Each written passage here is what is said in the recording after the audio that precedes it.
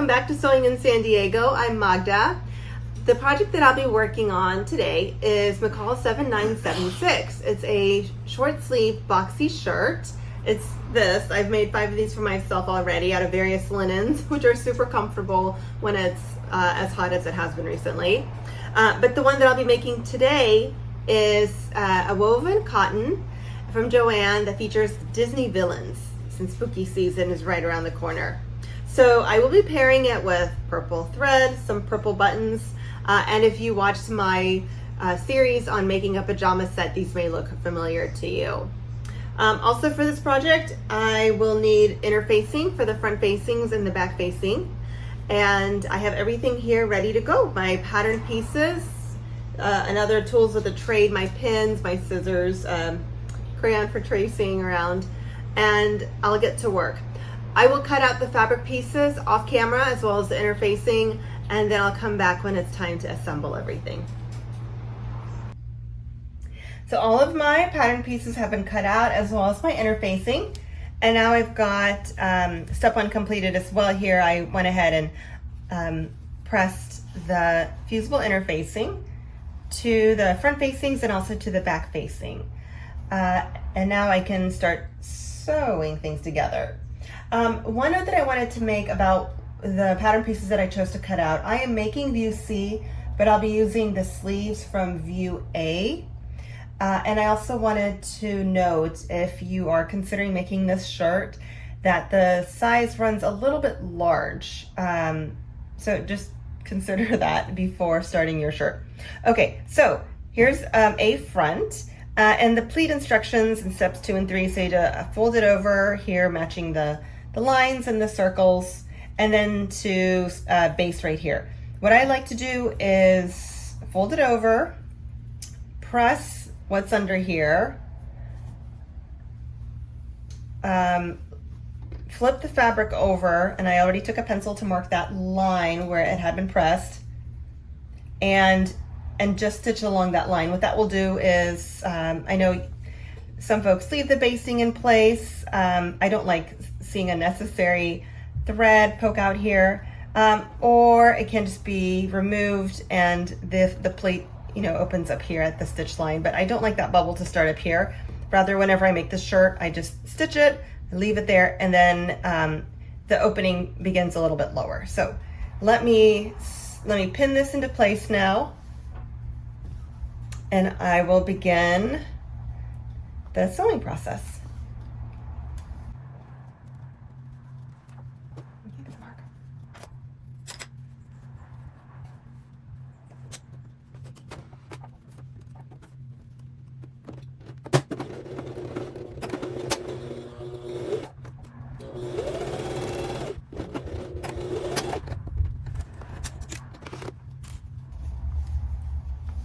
So what I have here now is this with the 5/8 of an inch seam allowance for this shoulder seam. It'll be about this much stitching left, and then it'll open. And again, I've made a few shirts out of this, and I like this look for myself.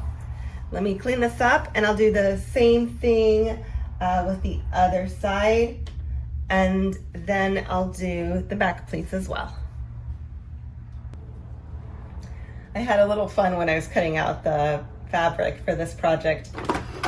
I wanted to do some pattern matching with the back yoke here. Of course, because of the pleat, I wouldn't be able to have solid lines match up all the way, but I at least wanted to get the queen here perfectly aligned. So that's my goal when I attach these 2 pieces together. So to do that, I'll flip this so they're right sides together, and match up a couple of things. There are notches, and I actually cut them out with scissors. Usually I just use my white crayon. This time I thought I'd go for a little extra. So I'll start pinning things together here, line this up. And it's okay if there's a little bit of overlap in one direction or another. When sewing things, that hides a lot of sins. So whenever I encounter something like this, I do ask the question, what does it look like when the seam is open? So what you want this raw edge here to be a continuous line. So if that bottom, meaning the back piece, sticks out beyond the yoke, that's okay, because that 5/8 of an inch seam allowance meets about right there. So it'll flip over and continue nicely. So that's fine if the back does extend a little.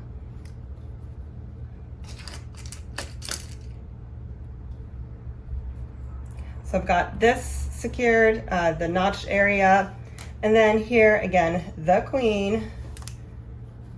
You can see where her belt is. I want that to line up. So there's my vertical cue. I sometimes also crease, just finger press, and that'll create a straight center line if I'm curious about where that is. And then this, I just tug a little if there's different lengths of fabric between one layer and the other. But that seems to be pretty even. And then I'll go to the other side now. Again, look for those notches or markings, whatever is there. Secure. Go to the end here, and just like the other side, it's okay if the back sticks out. Secure it.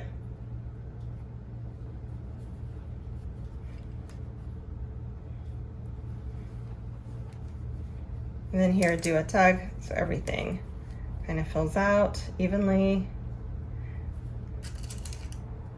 And pin. I'm going to insert 2 more pins here, and that's where these pleats are. I did not baste above them, so I will take a pin. Here, make sure this one is tucked under, as well as the other one here.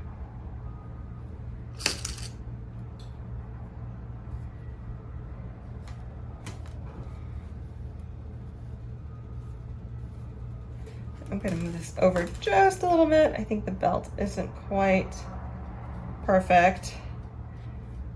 And with a busy fabric like this, I don't really care too much about the pattern matching, but in this case, I think it'd be a nice little touch if that belt is lined up, and therefore we have a queen there. Okay, I think that's good enough. We'll start stitching.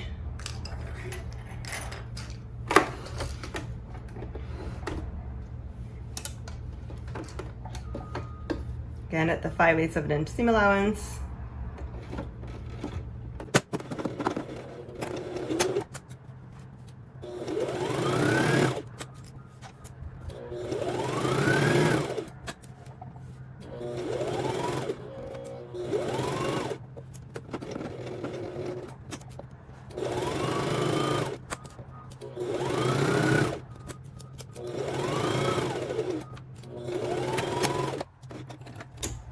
Here comes the moment of truth. See how that queen looks. Okay, I am happy with that. That totally works. Let me give this a press, and then I'll come back. I'll have this seam allowance and do an overlocking stitch. I do not have a serger. I do have an overlocking foot, but I generally don't use it. I just set my machine, which is a Brother ST531 HD, to stitch 29, and that locks things into place so that they don't fray. After pressing these front pleats, here's how they look. So again, I will be leaving the thread in here, these stitch marks, and then they'll open like that.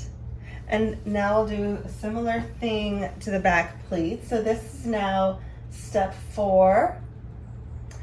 And I've already created the creases. So you can see that I marked with my crayon where these, they're like little rectangles are per the pattern.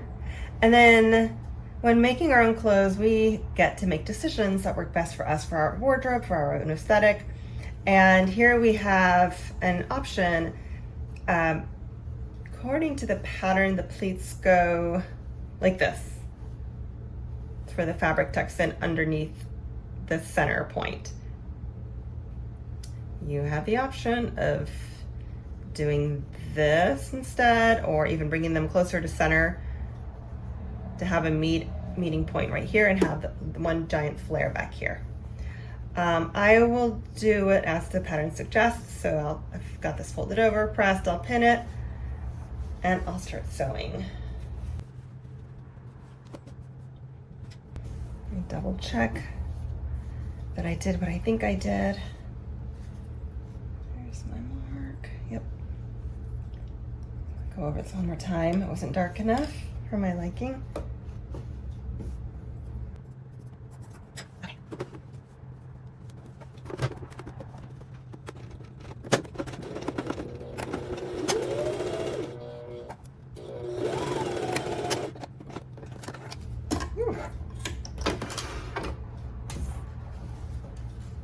There we go. And then I'll tuck this under towards the center, and I'll do the other one and give this a good press. And then this back plate portion will be complete.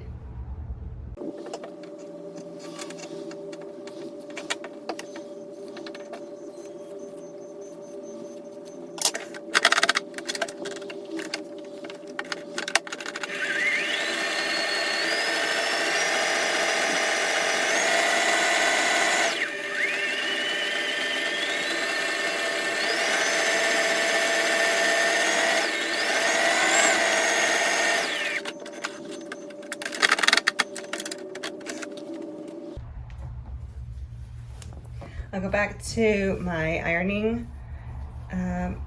board and I will press this up. So this is what it looks like. All I did was press it up off camera. So we have a nice clean finish here. Moving on to step 6, I've got a sleeve here ready to go. And it does look funny with the direction here being up and then the sleeves coming across at an angle, but think about how a shirt looks. So once everything's kind of bent and this is a sleeve, we want the pattern to be perpendicular to the floor. So this is correct. It looks funny, but it's correct. I'll pin everything together, matching up the notch areas.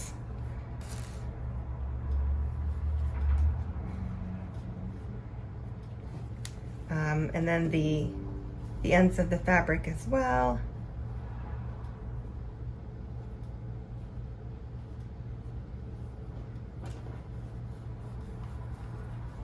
And again, here this will hang over a little bit, which is fine. We want this line to continue pretty well, straight, taking that 5/8 of an inch seam allowance into consideration. So this little triangle hanging over is fine.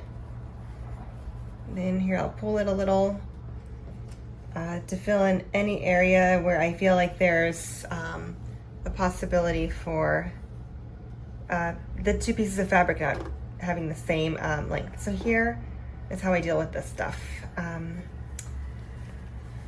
Fold it in half if I feel like there's too much fabric here relative to the other side. This is the one with more fabric. Press it kind of with my finger, I pull it in to match tensions. Let me bring this up a little bit.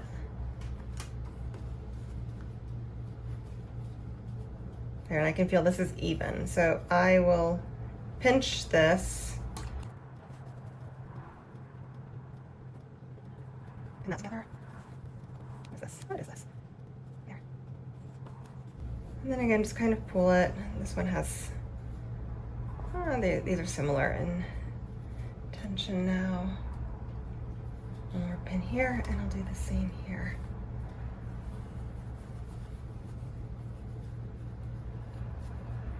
Kind of pull it, pinch.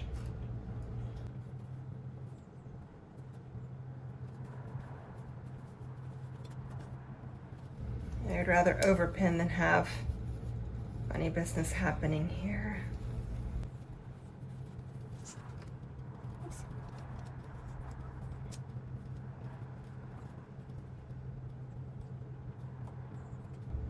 Okay.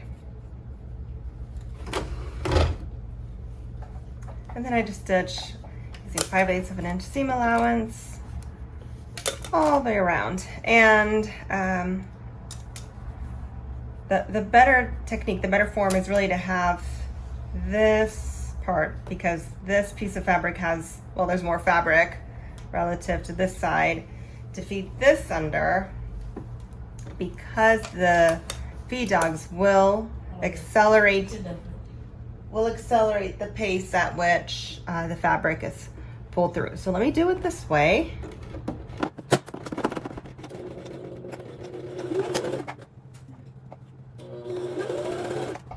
And I am feeling here for any bumps. I don't want any unnecessary little bumps. And we do not sew over pins, it's dangerous.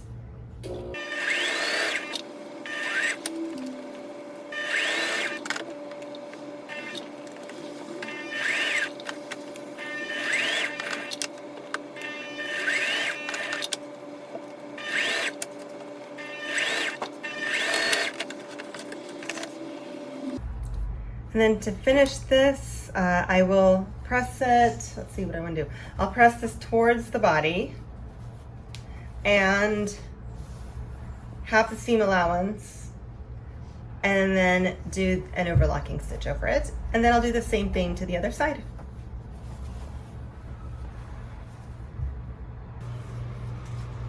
I pressed this towards the shirt. Now I'll have the seam allowance and do that overlock.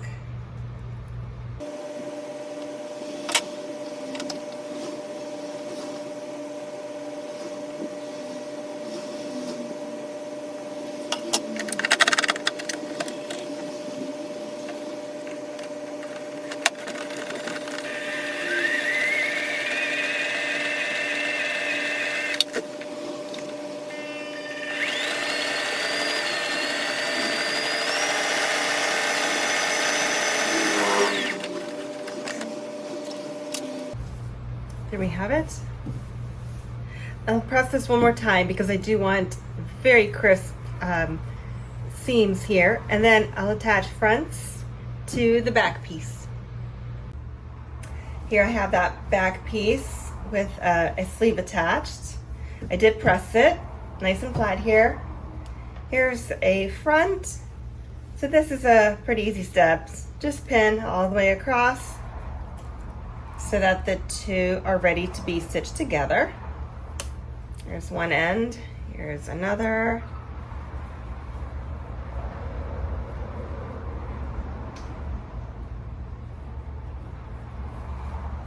And then I'll have this, this pleat pointing towards the sleeve here, and I will pin it down because I don't want it to get caught in the machine. Let me redo this. Got a notch here I want to line up, kind of close, but let me see how strongly I feel about that. You know what, because the tension is super even, and when I did the other side, it lined up perfectly, I'm going to assume that I notched one of these wrong, and I'm going to ignore them. All right, so I'll go back to pinning this one back down again. I'll grab this. Anytime I have seam allowance that needs to be stitched against another piece, I like to pin it down so again it doesn't blow around.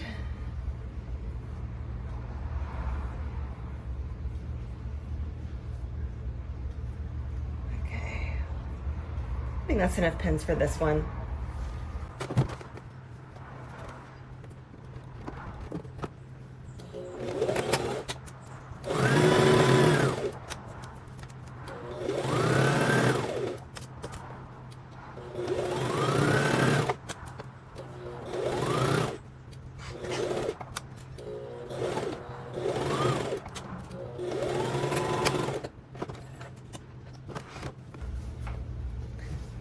Now I have the seam allowance, then overlock it with my overlocking stitch, press it back, and then although it's not in the instructions, what I like to do is stitch this seam allowance back into place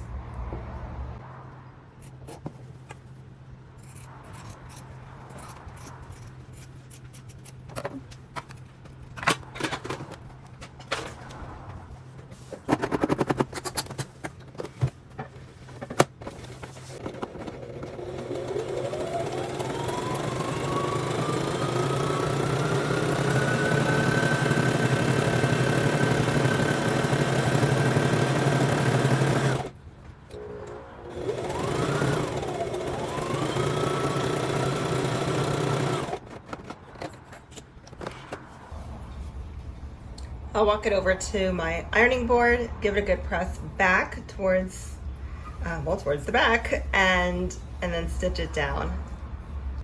I did the other stitching off camera, so now I'll come back and do this one just to connect the seam allowance to the back. That way, when I'm wearing the shirt and I have a purse on or a backpack, there's not too much floppy bulk up on top of my shoulder, pressing down into my skin.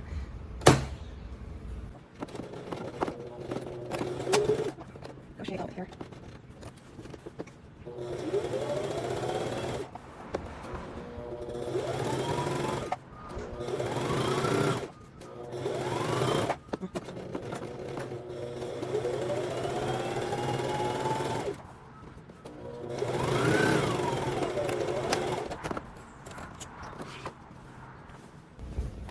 Okay, here we go. There's one front connected to the back, there's the other, and I'll give it a good press, but now you can see it's a lot of purple, I know, but this is now a very subtle line just because of the color matching, and it'll be nice and flat. I just find shirts that have this feature are a lot more comfortable. Let me give it a good press and we'll continue.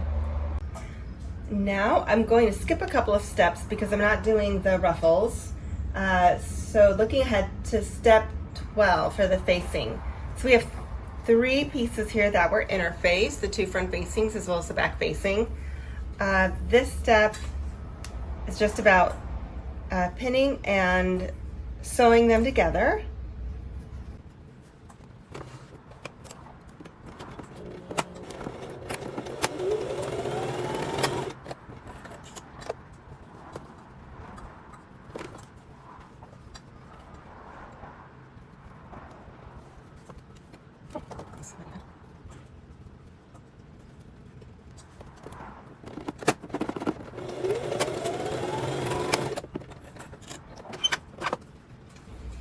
And then I will press these open and then come back and finish just with my overlocking stitch this edge of it. This edge will be stitched together to the shirt, leaving this one just kind of floppy. So to prevent any unnecessary unraveling, that's the reason for this overlocking. So I'll come back as soon as I press both of these open.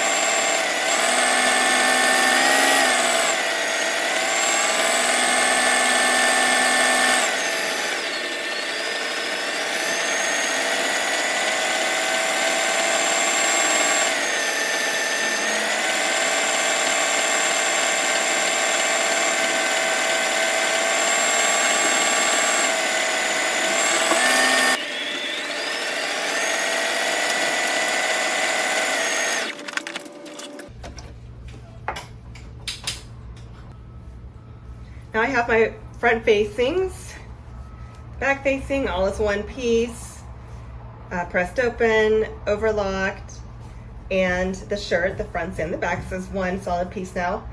And in this next step, step 13, I'm just taking pins and securing this in place. I'll then stitch around at a 5/8 of an inch seam allowance and then do an understitching to secure this in place.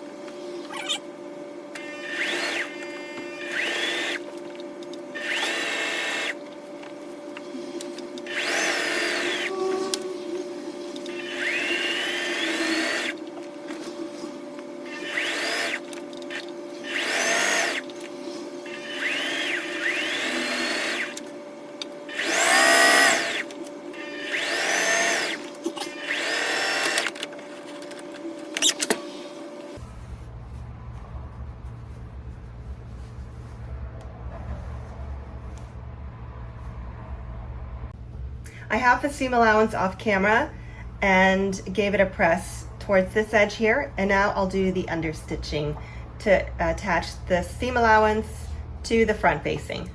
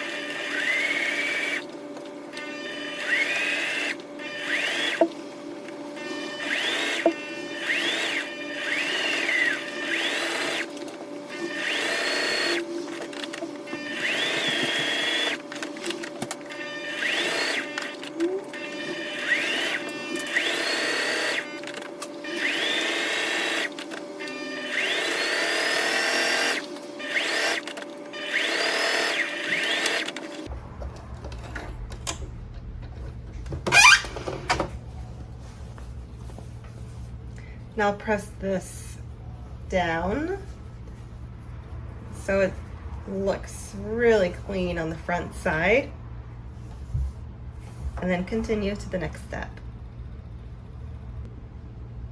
The next thing I'm going to do is ignore the instructions a little bit. So step 14 was to tack this facing here to this shoulder seam. I'm not going to, I'm just going to do a variation of step 15, which is to baste.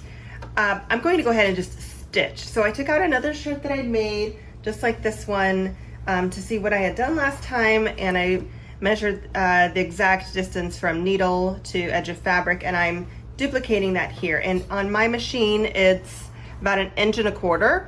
So I've dropped my needle, and I can feel that the edge of the fabric, the facing, is right there, and my needle's gonna hit about here. So I'm not concerned about missing this. It will get trapped with the thread. So I'll drop the foot, and I'll go ahead and stitch all the way around.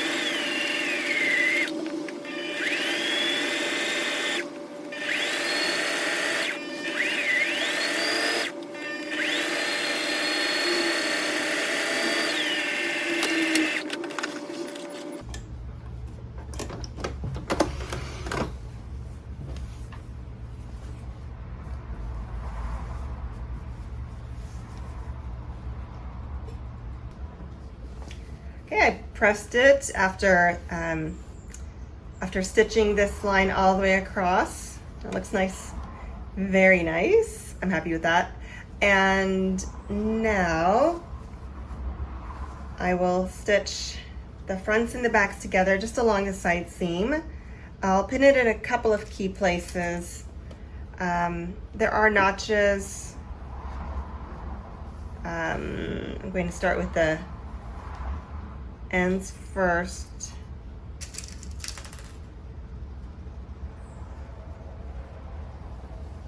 I'll pull a little, see how close I am. Honestly, I might ignore the notches. Again, this one seems to be pretty close, but it seems like I have same tension, both pieces of fabric.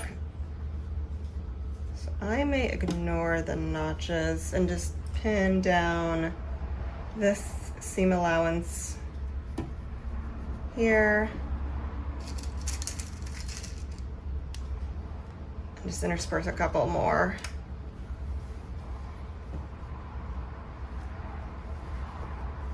That this shouldn't, the lengths of fabrics should not be wildly different, like when attaching a sleeve, for example, to the body of the shirt.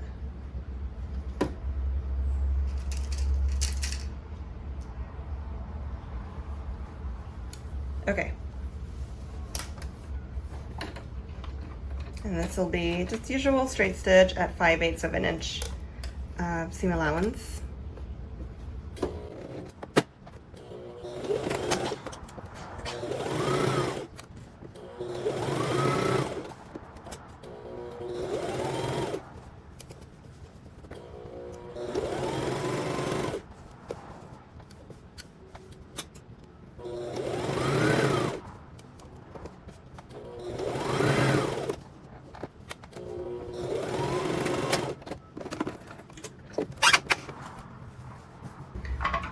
Now I do my usual halving of the seam allowance, then the overlocking stitch, and then I'll do the same thing to the other side.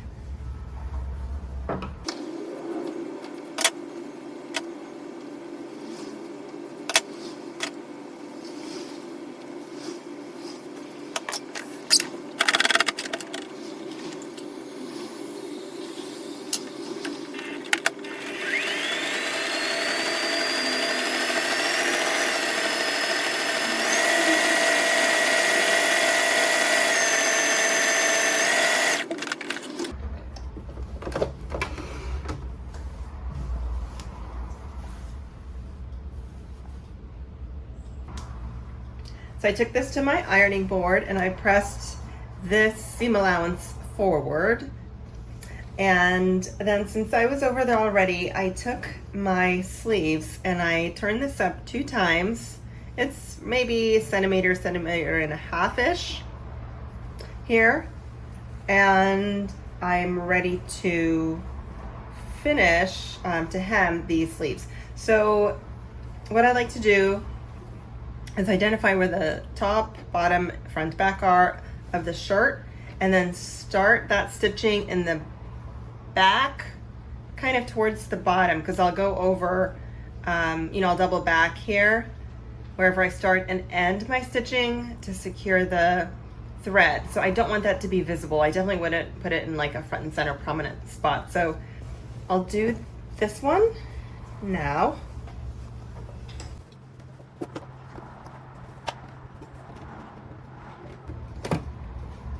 And then I'll use this line here as my guide to keep the thread the same distance from the edge here.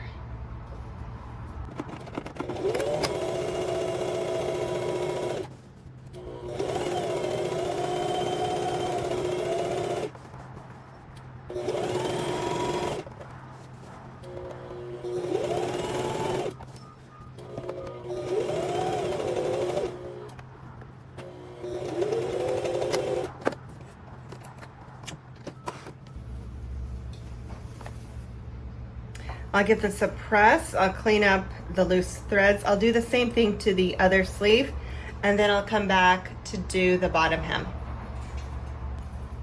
After pressing the sleeves, while I was over there, I took the shirt, and here's how I'm going to hem it. I am just turning it up twice, and I did iron it in place all the way along the bottom, and I'll just stitch here, just like I did for the sleeve. The sleeves, excuse me, there's 2 of them on my shirt. So here I'll measure the distance between needle and, oh, come back here, between the needle and the edge of the fabric. So I'll use that 1/2 inch mark, and then I'll start over here where things are a little bit bulkier. Whew. Okay, let's give this a shot.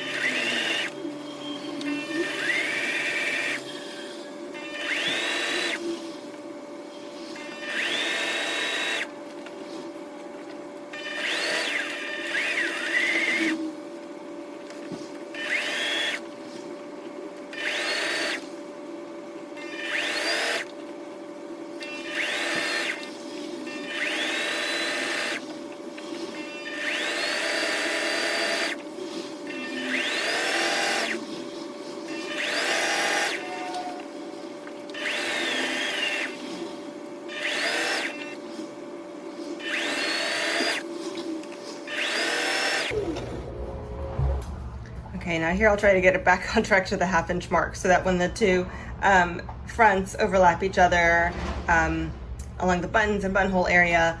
Hopefully that stitch line will meet up nicely.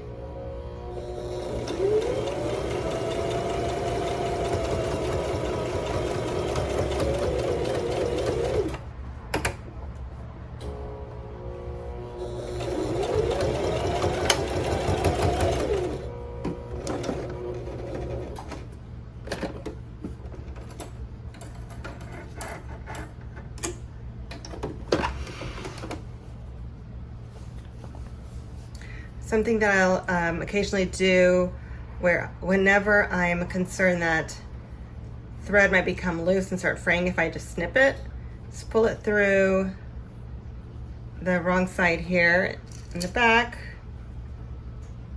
pull it out with a pin, the other thread. Hello, where are you? And then tie a knot so it's not visible from the front. And again, with the double backing, it's usually not necessary, but this is just one of those locations where I think, oh, wrong one, where it just makes this a little sturdier of a finish. And then you've seen me before get the fray check out in another video. I don't know if it's necessary here, but it can be considered in this location. Okay, that's not going anywhere. I'll give this a press, and I am a firm believer in pressing between steps to keep everything looking nice. Okay, and you can see as I was stitching that I didn't stay true to my 1/2 inch mark, just because when I pressed the fabric up, turned it up twice, it was not deep enough to be able to maintain that 1/2 inch. So I went with the flow to catch the edge of those curves as they came along. And it looks okay. Is it perfect? No, it's not perfect. But I think this is a busy enough print that I don't think it's going to cause me to lose any sleep. So now I'll press it, excuse me, and I'll get on with the buttonholes, followed by the buttons, and then I'll have a complete shirt. To make the buttonholes, I did a couple things to prepare.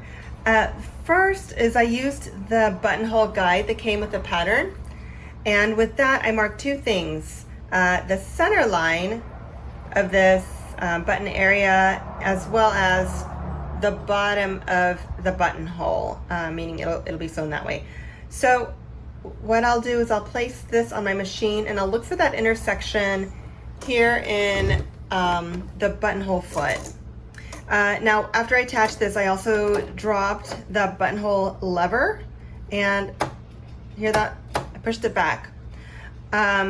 The purpose of this is so once one end of the buttonhole is made, and this machine does do all 4 sides at once, once it comes to the end, there's a piece on the buttonhole foot that'll push this forward, and that'll signal to the machine to then turn around and go back to complete the right side of the buttonhole. So this is all set up. I also made a couple of setting adjustments on my machine. On this machine, stitch number 1 is the buttonhole stitch. I adjusted the width of my stitches to be as wide as they can be, and then the distance in this direction of the stitches I want to be pretty tight because it's a buttonhole and I don't want any unnecessary fraying. So with that, let me start my first buttonhole here, and I do recommend practice. I always do at least one on some scrap piece of fabric before doing it for real, because getting out a seam ripper and cleaning up buttonholes, not a favorite thing to do.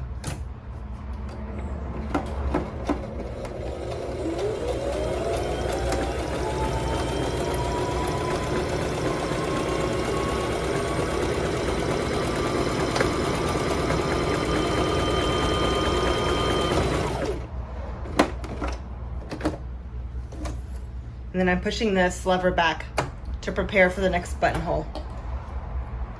So here's how it looks. There are 4 sides, left, right, top, bottom. I'll clean up the threads after I do all of the buttonholes,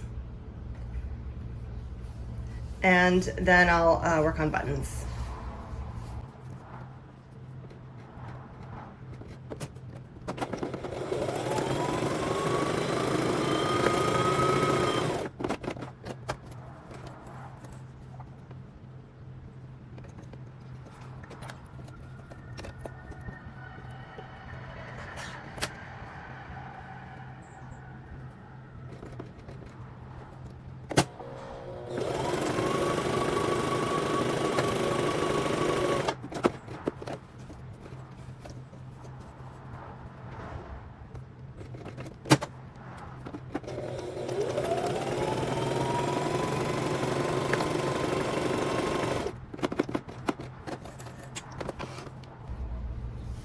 Okay, I have them, 4 of them. So I'll take out, I'll snip off these loose threads and come back for buttons. With the buttonholes, as my guide, I marked where the buttons should go. So I have side by side here, the 2 sides of the 2 fronts. And what I do is from the top of the buttonhole, I mark about 1/3 of the way down on the opposite side and make a white line. I did this all the way across this placket for all 4 buttons. And then I mark the center line. Center line, I think for buttons, when there's a stitch line that goes vertically here, is not necessary, because once you put the button down, you can kind of eyeball it and see left to right distance. You want it to be even. This helps me though position so I can see that line across where the heart of the button should go, and then a vertical reference as well. So X marks the spot. That's where I want the button to go. With the buttons, the buttonholes, so that the 4 holes are aligned like this and not askew, just because it'll drive me crazy. I think this is a much neater look. So where some things I forgive myself if the technique is not perfect, buttons will drive me crazy if they're not perfectly aligned. So with that, I have switched out my feet here, removed the buttonhole foot. I've got my button foot now, and let's start with the first one here. Oh, and I adjusted my machine stitches. So now I have on this machine stitch 3, it's a zigzag stitch. And the width of the stitch I want to be even with the distance between the buttonholes. And some of that is just trial and error. I kind of know what my machine setting is for this exact button type because I use it all the time. The stitch length in this direction doesn't matter because I am dropping the feed dogs. I don't want the fabric or button being pulled back. It should just remain stationary for this process. Now, let me grab my threads. I like to hold on to them whenever starting something so it doesn't mess up the tension within the machine. Hello, how are you? There. Okay, we've got that taken care of. We have fabric with the markings, button. Let's see if I can line it up. Where are my marks? There they are. Okay. And now this I find to be a little bit tedious and fiddly, but I like it to be as perfect as possible. Okay.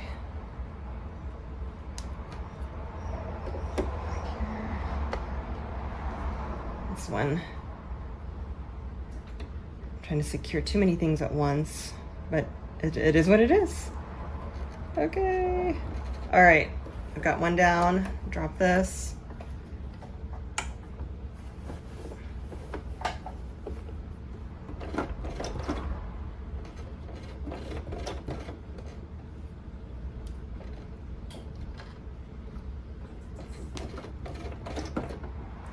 What's happening here? Oh my goodness, I ran out of bobbin thread. Let me try that again. I'll remedy that and resume. Okay, let me try that again.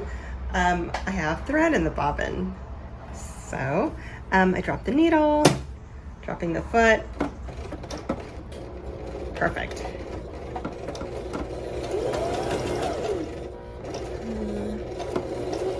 And I like to do about 8 stitches across before adjusting the button and doing 8 more on the lower set.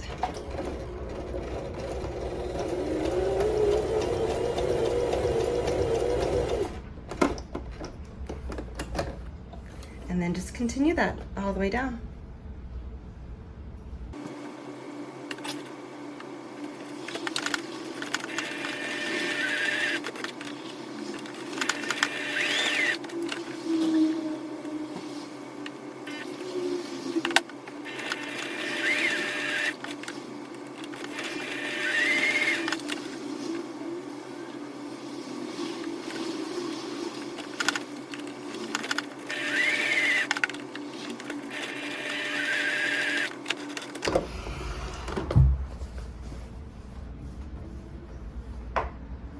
And to clean this up, I snip the top first, and then the bottoms.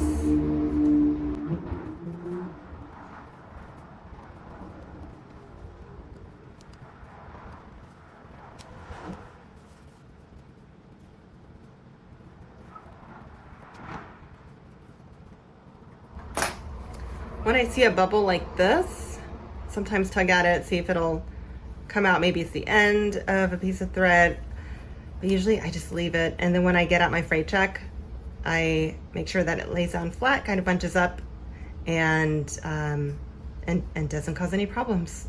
And then if it does later on, it just gets cut.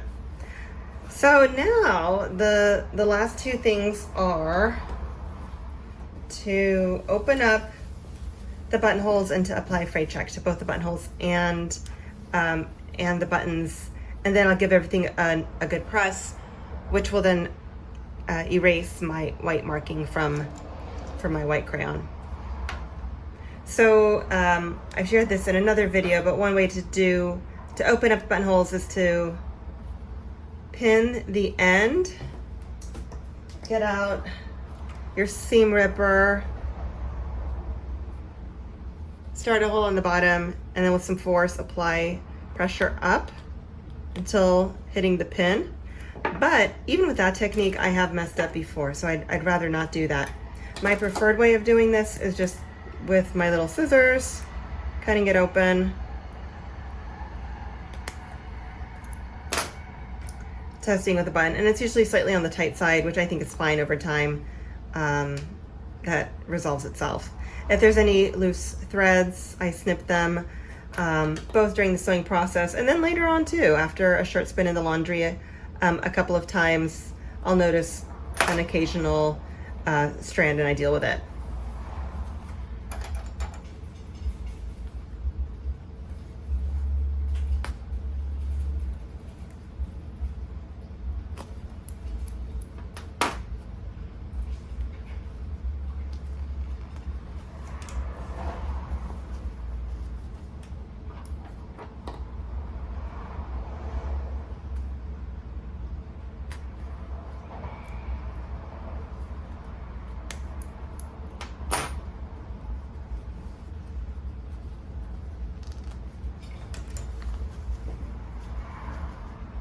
This is interesting.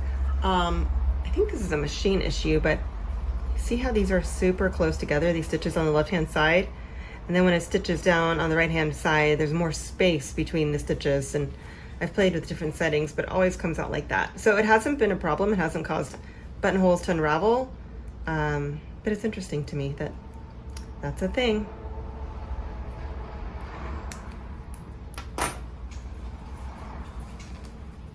Okay, they all work. Let me, got my freight check here.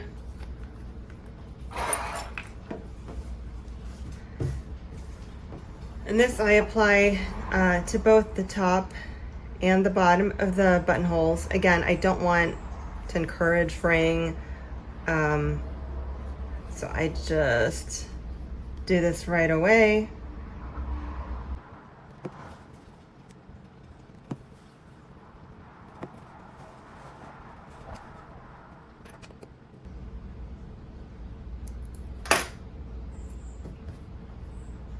Do the same on the back.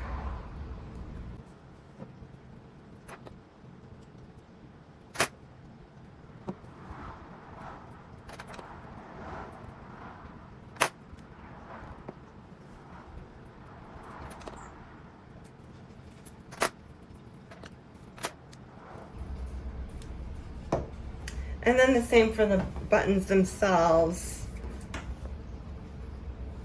Just a little drop where there are threads.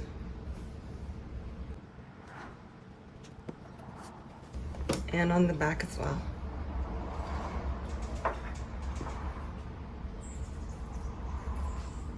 Here's where I had that random thread bubble, so I'll just kind of press it in, see if that'll keep it in place. And that's it.